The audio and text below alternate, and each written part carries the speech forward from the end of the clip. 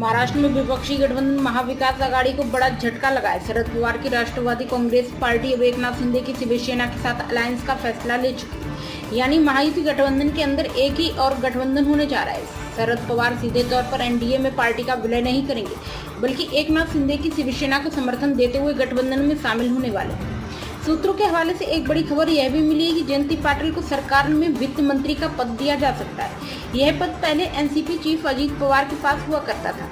ऐसा कहा जाता है कि सुनेत्रा पवार की एनसीपी सीएम देवेंद्र फडणवीस की करीबी है। अब शरद पवार गुट एकनाथ शिंदे के साथ जाएगा तो सियासी समीकरण क्या होंगे, महायुति का फार्मूला अब क्या होगा, यह बड़ा सवाल है। शरद पवार के नेता जयंती पाटिल ने 2 दिन पहले ही सीएम देवेंद्र फडणवीस से मुलाकात की थी। इसके बाद गुरुवार को जयंती पाटिल और जितेंद्र आव्हाड डिप्टी सीएम एकनाथ शिंदे से मिले। जितेंद्र आव्हाड और एकनाथ शिंदे दोनों ही ठाणे से आते हैं और वहां एक दूसरे के ध्रुव विरोधी माने जाते हैं। ऐसे में यह मुलाकात अहम मानी जा रही थी। बीजेपी भी यह नहीं चाहती कि इतने बड़े दलों के शामिल होने के बाद महायुति में खिचड़ी की स्थिति बने। सीट शेयरिंग को लेकर को विवाद न हो, इसके लिए पार्टी ने यह फार्मूला तय किया है।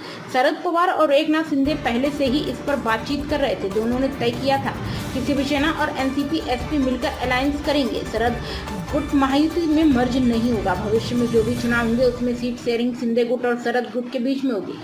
दोनों ही अपने अपने गढ़ों में अपने अपने कैंडिडेट्स उतार कर एनडीए का हिस्सा बनेंगे। इसके अलावा शरद पवार के सामने यह शर्त भी रखी गई थी कि वह परिसीमन बिल को समर्थन दें।